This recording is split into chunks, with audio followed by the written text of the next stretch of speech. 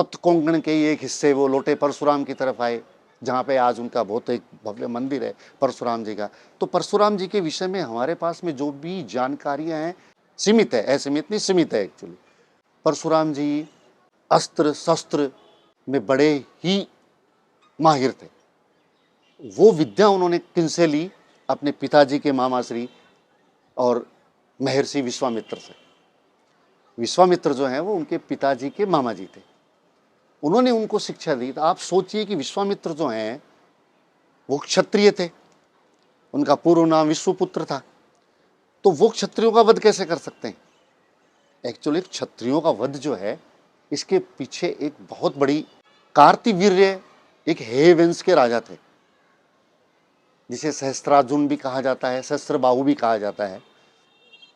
और वो भगवान दत्तात्रेय के भक्त थे कार्तिवीर्य, और उन्होंने भक्ति करके और भगवान दत्तात्रेय का हृदय जीता, और उन्होंने उनसे सहस्त्र भुजाओं की शक्ति की का वरदान मांगा, और उन्होंने वो वरदान दिया भगवान दत्तात्रेय ने।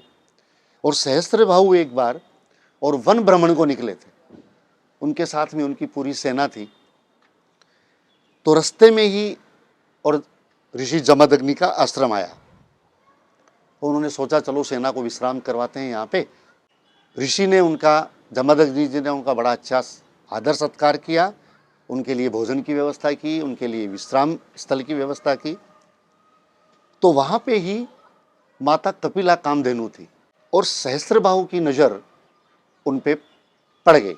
उन्होंने सोचा कि ये कामधेनु को तो मैं लेके जाता हूँ, और उन्होंने जमदग्नि जी से आग्रह किया कि ये आप मुझे दे दीजिए।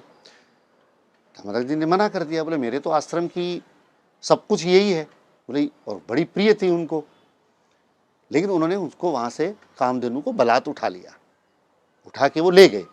तब तक परशुराम जी वन भ्रमण को गए हुए थे। परशुराम जी जब आए और अपने पिता को बिल्कुल क्रंदन करते हुए देखा कि क्या बात हुई पिताश्री, तो उन्होंने उसको बताया, बोले तू अगर मेरा पुत्र है तो मुझे कामधेनु चाहिए।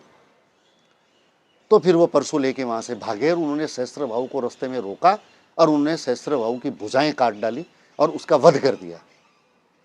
इसी दरमियान और पीछे से सहस्त्रबाहु के लड़कों ने जमदग्नि के आश्रम पे आक्रमण किया, और उन्होंने जमदग्नि का वध कर दिया। और माता रेणुका देवी ने भी अपना शरीर त्याग दिया। जब परशुराम जी वापस आए अपने आश्रम में और उन्होंने देखा कि यहाँ तो सब कुछ खत्म हो चुका है, तब उन्होंने वहाँ पे बोला कि मैं इस सहस्त्रबाहु के वंश को खत्म करूँगा। और वो हेय वंश था, क्षत्रिय नहीं थे, वो हेय वंश था, और उस वंश को उन्होंने फिर पूरा खत्म किया। लेकिन हमारे यहाँ हमेशा यही बताया गया कि क्षत्रियों का वध किया, ये क्षत्रियों को और ब्राह्मणों को दूर करने का एक, मतलब जिसे हम लोग एक साजिश भी कह सकते हैं, वो एक साजिश थी। बाकी परशुराम जी ने कभी क्षत्रियों का वध नहीं किया। भगवान श्री राम भी रघुवंशी थे, जिनका अवतार त्रेता युग में ही हुआ। तो ये सब जितनी भी भ्रांतियां परशुराम जी के बारे में फैलाई गई हैं, वो क्यों?